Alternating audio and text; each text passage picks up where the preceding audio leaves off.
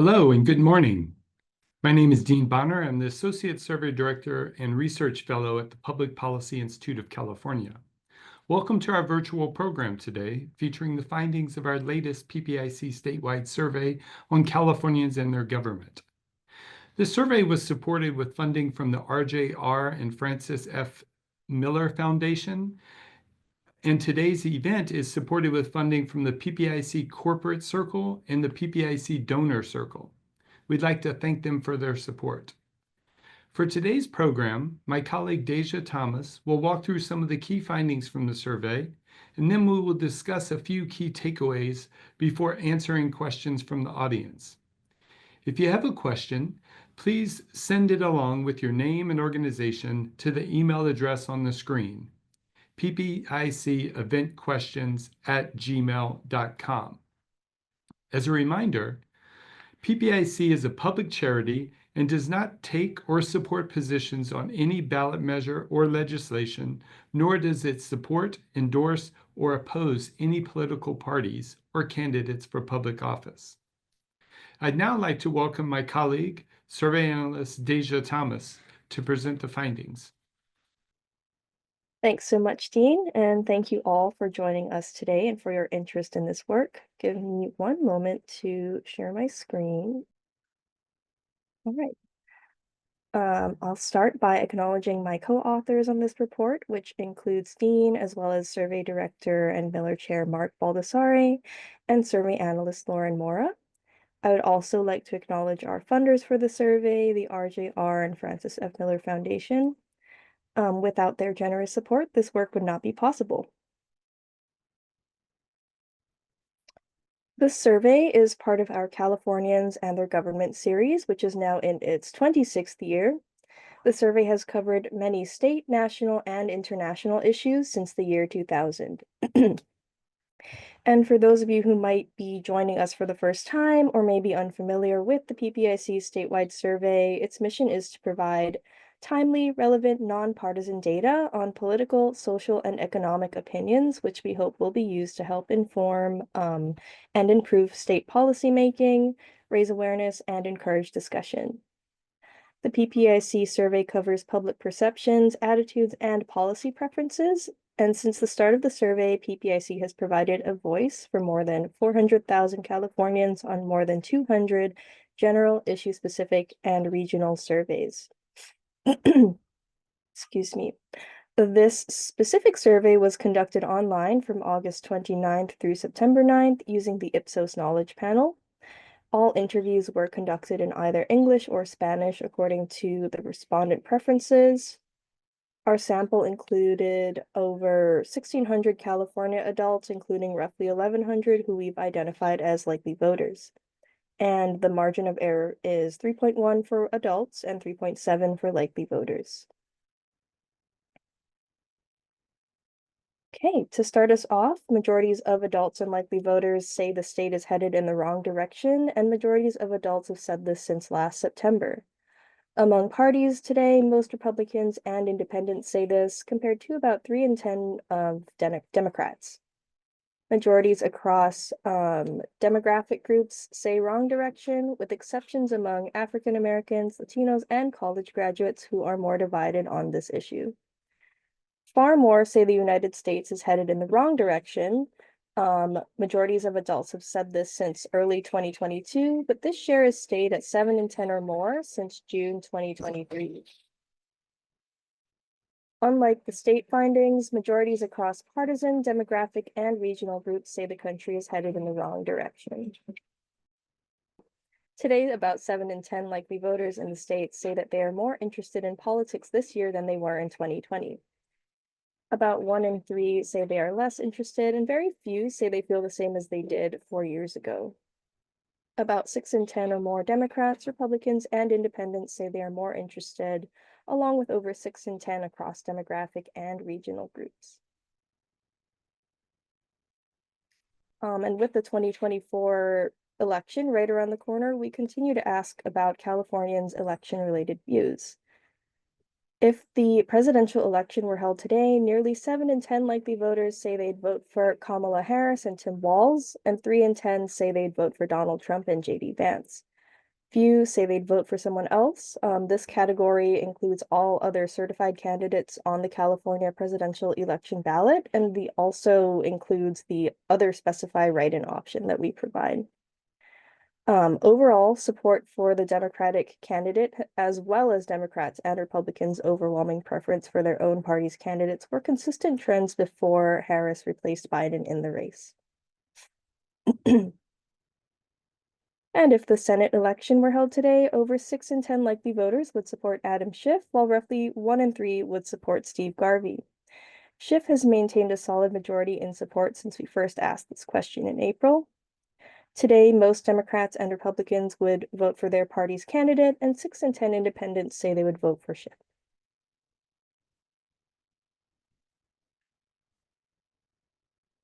And when it comes to congressional races, about 6 in 10 likely voters would vote for or lean toward the Democratic candidate in their district. And 1 in 3 say they'd vote for or lean toward the Republican candidate in their district. Partisans are most likely to support their party's candidate, and a majority of independents support or lean toward the Democratic candidate. Majorities across demographic and regional groups say they would vote for the Democratic candidate, with the exception of residents in the Central Valley, where a slim majority say they would vote for the Republican candidate.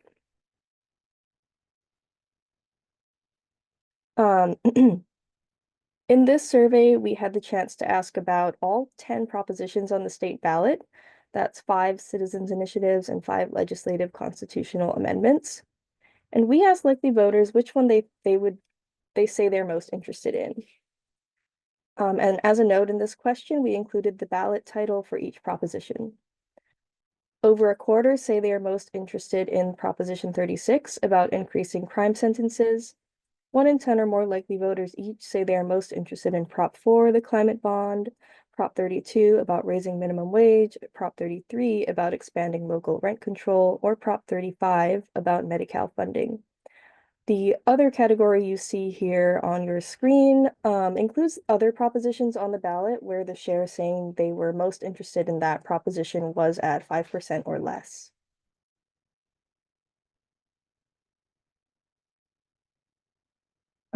So for this presentation, I'll be focusing on 2 of the propositions on the ballot that garnered the most support among likely voters in our survey. While likely voters are most likely to be interested in Prop 36, this proposition also has the highest share of support in our survey. After reading the ballot title and summary, about 7 in 10 say they'd vote yes on Prop 36 if the election were held today. There is partisan support on this proposition, and over 6 in 10 across demographic and regional groups say they'd vote yes. And over 3 in 4 likely voters say the outcome of Prop 36 is at least somewhat important. In contrast to Prop 36, Proposition 3 about the constitutional right to marriage has just 5% of likely voters saying that they were most interested in this proposition. Still, after reading the ballot title and summary, about 2 in 3 likely voters say they'd vote yes. Most Democrats and independents are in support, while a solid majority of Republicans say they would vote no. Majorities across demographic and regional groups express support, and about 2 in 3 likely voters say the outcome of Prop 33, or the outcome of the vote on Prop 33 is at least somewhat important.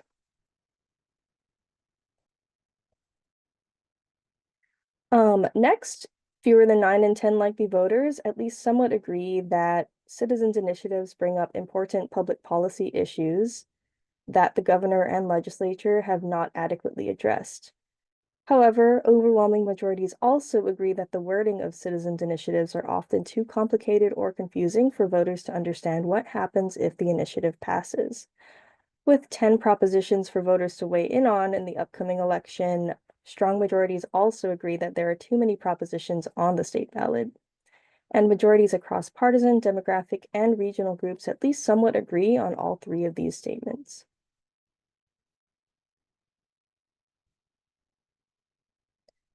About half of adults and likely voters approve of the way Governor Newsom and the state legislature are handling their jobs.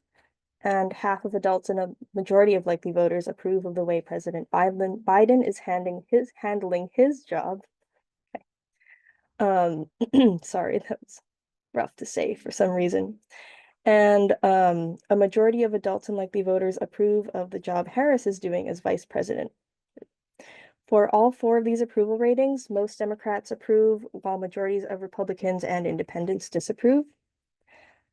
7 in 10 adults and more likely voters disapprove of U.S. Congress, with majorities of partisans disapproving. And when it comes to the U.S. Supreme Court, solid majorities of adults and likely voters disapprove, with partisan approval only reaching a majority among Republicans. Next, solid majorities of adults and likely voters say the state government is pretty much run by a few big interests looking out for themselves. And 3 in 10 or fewer say it is run for the benefit of all people.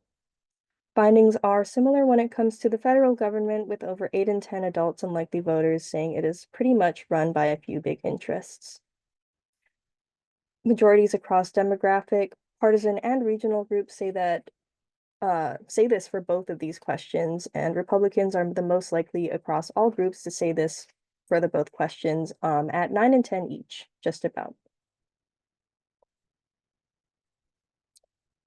We also asked Californians in thinking about future presidential elections about whether they would support or oppose changing to a system in which the president is elected by direct popular vote instead of by the Electoral College. About 7-10 adults and likely voters say they would support a change to popular vote, compared to under 3 in 10 who would oppose. Partisan views vary on this issue, with strong majorities of Democrats and independents in support, and Republicans split evenly. Looking at political ideology groups, you can kind of see a similar story.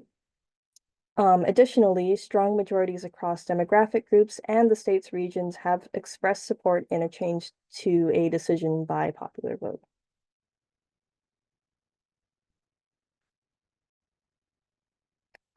Yeah, that's pretty much my presentation, but there are other surveys covered.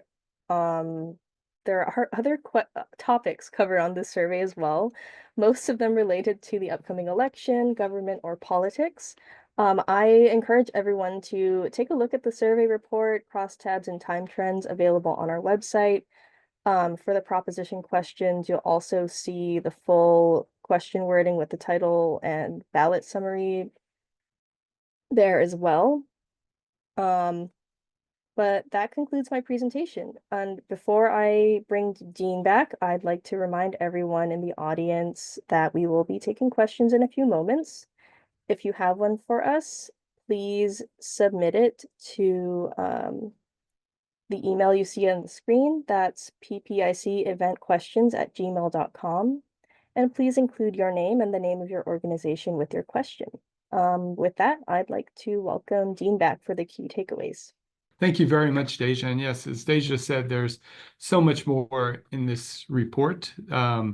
If you're interested in the initiative process beyond the propositions, there's just a ton of stuff on the initiative process, potential reforms, as well as just a lot of other things about the perceptions of the initiative process. For today, I wanted to start off talking a little bit about the competitive districts that California is home to. While California is often referred to as a blue state, it is home to 1 in 7 of the congressional districts deemed competitive by the Cook Political Report. And constituents of these districts have disproportionate influence over the control of the House of Representatives, yet they don't necessarily look like the state as a whole.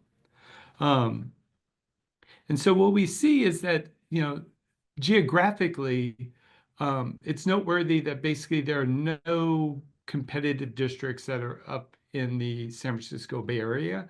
Most of them tend to be just north or south of Los Angeles and in the Central Valley, with the kind of Southern California area being a focal point, as we've seen in recent years. And while each district is unique for varying reasons, we can look at this group together and compare them to likely voters overall, just to get a snapshot of kind of how these likely voters who are going to have this outsized impact in the election in November, kind of what do they look like? And so what we see is that competitive districts are home to a higher share of Republicans and a lower share of independents, while the share of Democrats is similar. Geographically, considering the Central Valley is home to more than a few of the competitive districts, this isn't all that surprising. Similarly, we find that conservatives make up a higher share in competitive districts than if we look statewide. And then there is another difference that where we see that the share of low-income likely voters with incomes of 40,000 or less is actually slightly higher in these competitive districts. And so the result of that is that when we're looking at their vote choices among competitive district likely voters, they're slightly more likely to support the Republican candidate than likely voters overall, just as their political and ideological views might suggest. It's also noteworthy that the Cook Political Report, of the 10 districts that are deemed competitive, 3 of them are either likely Democrat or lean towards the Democratic candidate, while the other 7 are more either lean Republican or likely Republican. So that kind of matches up with what we're seeing in our survey. And so another group that I thought it would be good to highlight is this, with hyper-partisanship running rampant in advance of the election, a very contentious election, we have been tracking the share of Californians and likely voters who say they have unfavorable opinions of both political parties.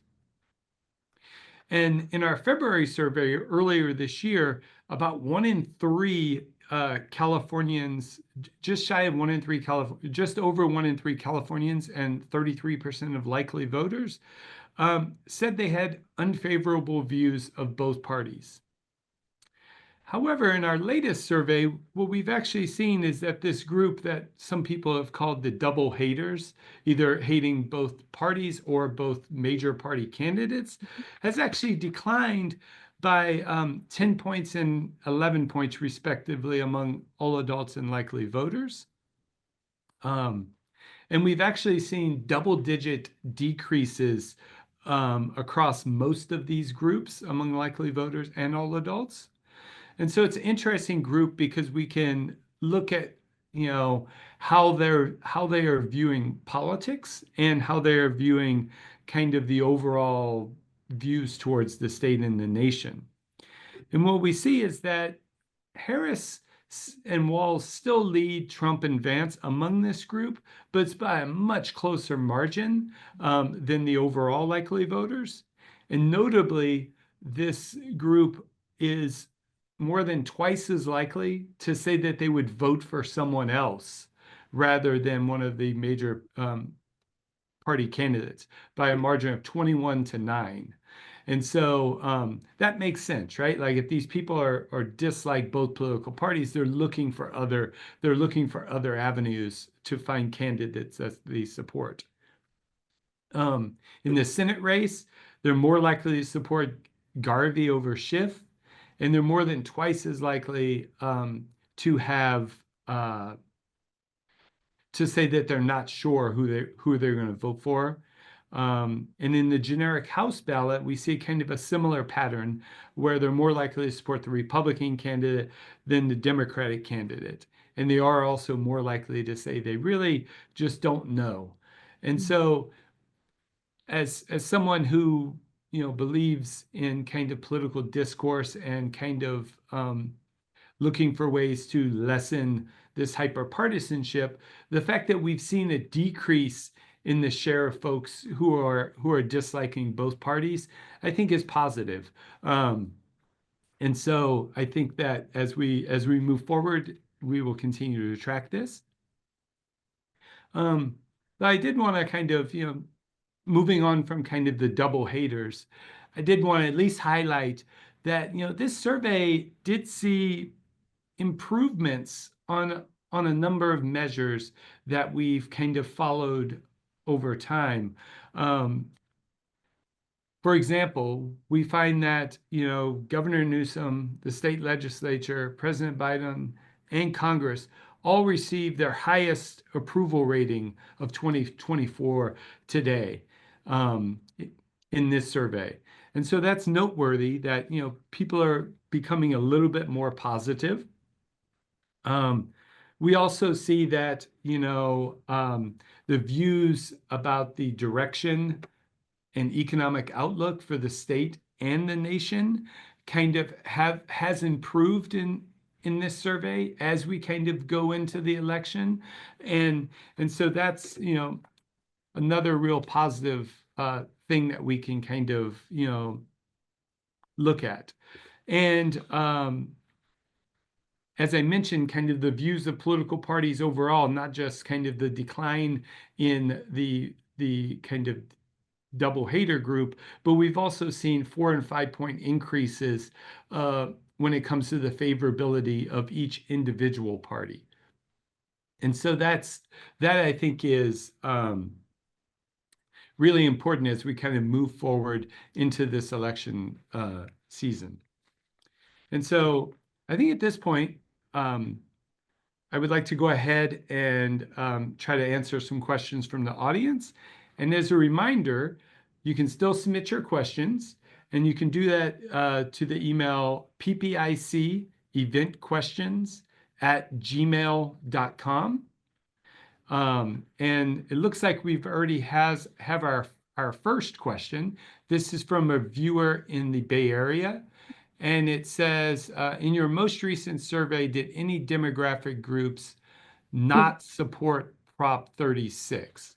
I'm pretty sure that there was not, but Deja, it looked like you may have had that more at the top of your Yeah. So for Prop 36, there was over 6 in 10 across pretty much all groups, demographic and regional, and partisan support, majority support on this proposition as well. So no, everyone across the board seems to be in support. Right. But I should note that, there were some differences that we did see, where 3 and 4 likely voters 45 and older support the measure compared to 6 and 10 younger Californians. There were men were 8 points more likely than women, but we're kind of talking about groups that are, 6 and 10 or higher. And so it's not like there's kind of, while there are differences, subgroup differences, overall there's solid majority support. And so, yeah. We have another question. In the presidential race in California, Harris holds a lead over Trump that is similar to the margin that had been held by Biden. Are there any particular groups of voters among which Harris is doing better than Biden was? That's a great question. It is something that I was actually interested in, and actually kind of tweeted about this last night, or X'd about it, or whatever it's being called now. But yeah, there were some groups that really did stand out, I think. And when you look at independent voters, or plus 12 from July support for Biden to September support for Harris. We also find that Latinos have seen a 12-point increase. Those with less than a household income of less than 40,000 have gone up 15 points. And then younger folks, 18 to 44, have also gone up 12 points. And so while it's just 5 points overall, there are these subgroups where we're seeing these really big shifts. And I think those shifts are kind of evident in nationwide polling, and so I think we're just mirroring what we're seeing elsewhere as kind of enthusiasm has increased. Anything to add, Deja? Yeah, I was trying to open the crosstabs, but off the top of my head, I think I remember seeing that Harris had support also across all education and income groups, which I don't think we saw that with Biden in July. So yeah, lots of change. Yes, for sure. And yeah, and it's just really interesting, and it'll be interesting to see where this support is in October as well. And so we have another question. It is often said that views on the economy shape voter behavior. In November, do your findings shed any light on how Californians' economic mood might be playing into their views on this year's races or ballot questions? Um, I can take that one. It didn't make it into my slides earlier, but I wanted it to. But most Californians are pessimistic about economic conditions in the state and country. And adding to this, a majority expect their personal financial situations to stay the same. So it doesn't seem like many think things are going to be better financially in the next year. But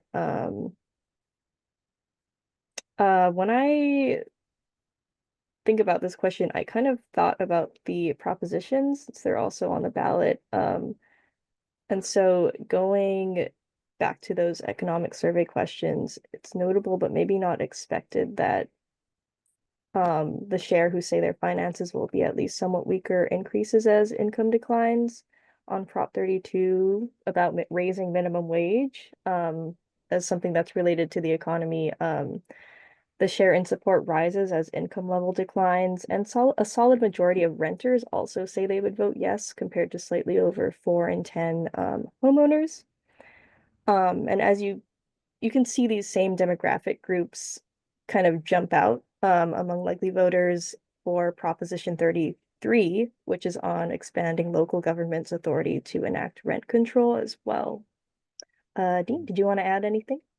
Yeah, I was staying up way too late last night looking at crosstabs, running crosstabs, and looking at these folks who are either not satisfied with their personal finances today or think they're going to be weaker in the Mhm. future.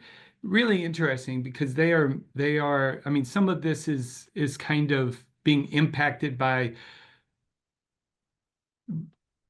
there's a political element to even who says good times or bad times in the future or who are not satisfied with their current situation. And so it's not too surprising, but these folks are much more divided on the at the top of the ticket for president, as well as for Schiff versus Garvey or in the generic House race. And in some cases, these folks actually lean towards the Republican candidate. So that is noteworthy that these folks who are kind of not happy with their finances are more likely to vote for the Republicans Mhm. on each of it. And so I think you would probably see similar things when we look at the ballot as well. Um, so we have another audience question, and what did your survey find about Prop 4 in November? Um, if you want, I can kind of take a first crack at Yeah. that. Um, it was interesting that, we asked about two bonds, Proposition 2, which is kind of the school facilities bond, and Proposition 4, which is like the climate resiliency bond. And we actually find that Prop 4 receives the support of 65% of likely voters. There's really strong Democratic support as well as 6 in 10 independents in support. Um, and then across regions and across demographic groups, we find that there's majority support. And in fact, across um,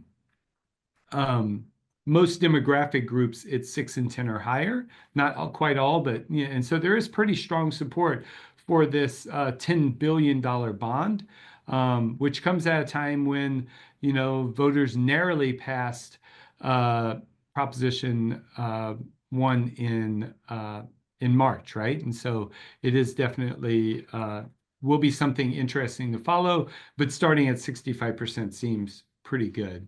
You have anything to add, Deja? Oh, no, I think you just about covered Prop 4. Yeah. Yeah. And as we mentioned, all of the crosstabs are online. And so if you have questions as well later during the day or whatnot, feel free to check that out. Yep. Um, a viewer in Sacramento is interested to hear what we found on Prop 2, the school funding bond, and Prop 32, the minimum wage bond. Yeah, so as I just mentioned, there is majority support for Proposition 2, just over half at 54% are supporting Prop 2. And notably, at least I think it's notably that support is lower than for the climate resiliency bond.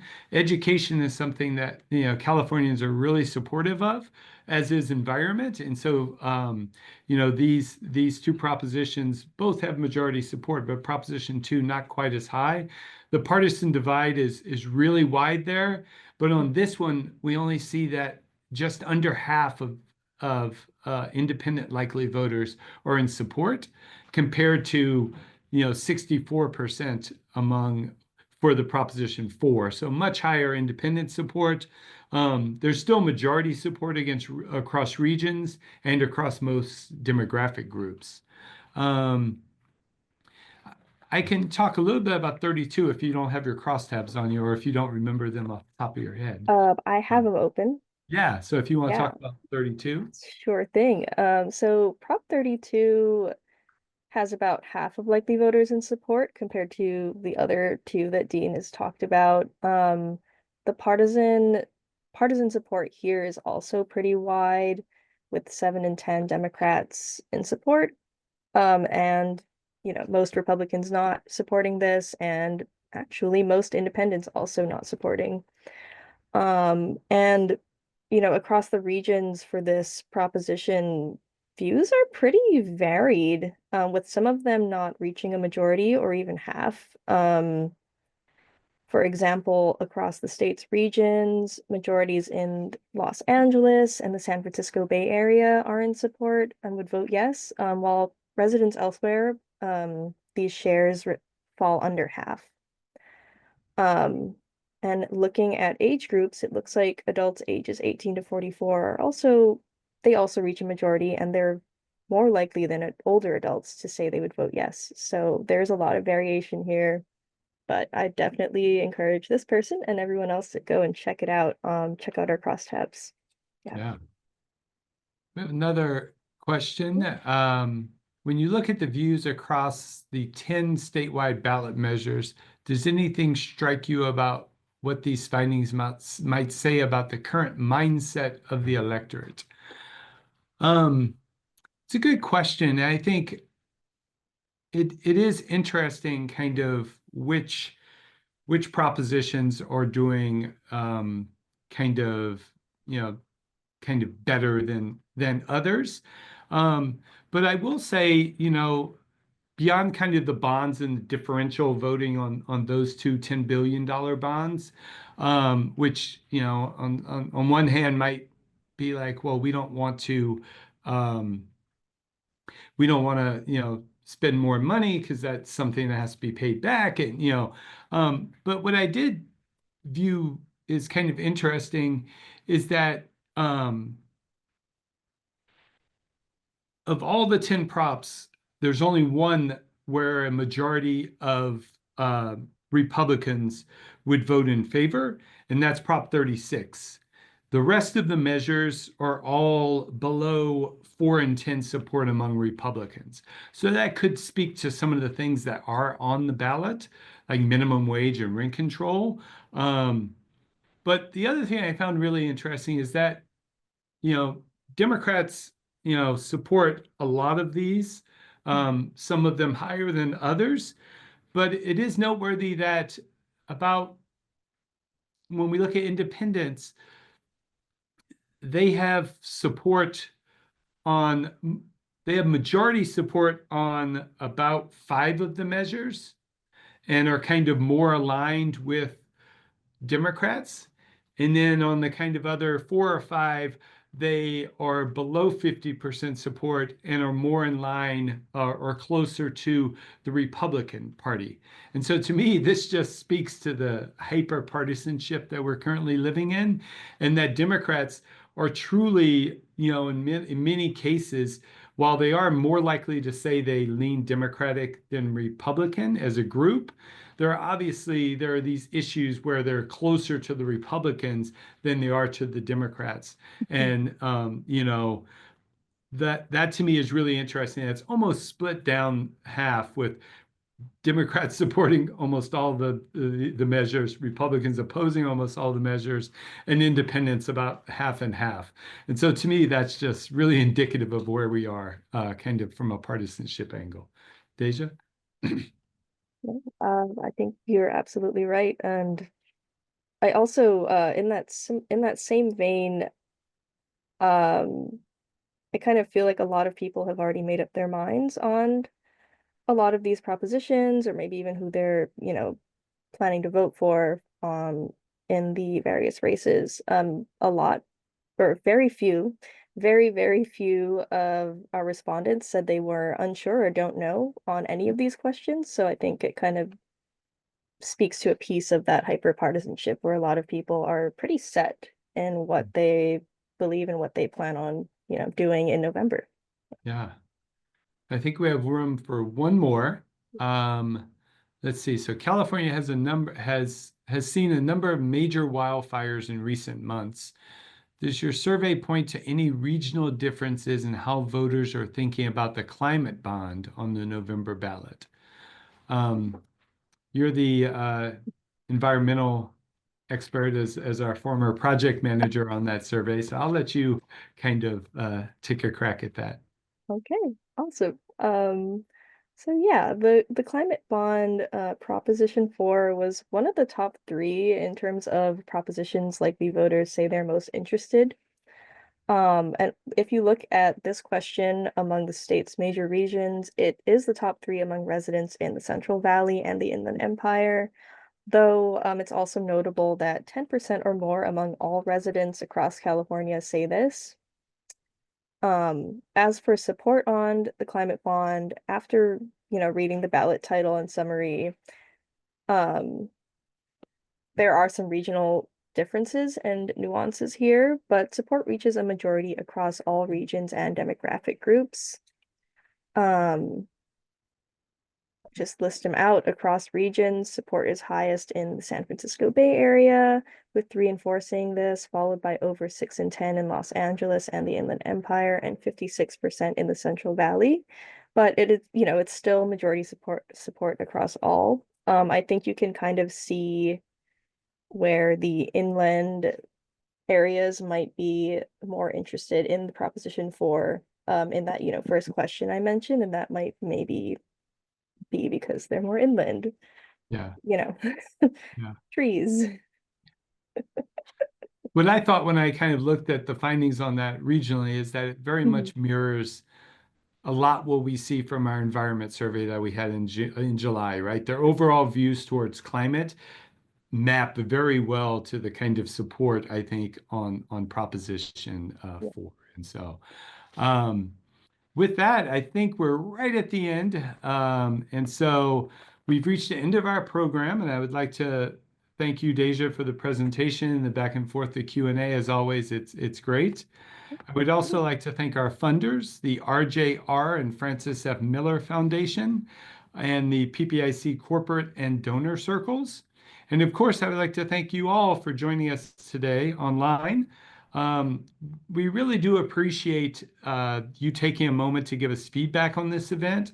If you pre-registered for this event, you'll receive an email later today with a short survey. But you can also scan the QR code on your screen right now. And, finally, a recording of today's event will be available by tomorrow afternoon on PPIC's website and on our YouTube channel. So you can watch it again and share it with your colleagues. And with that, I would like to thank you and hope that you all have a great rest of your morning and a good afternoon. Take care.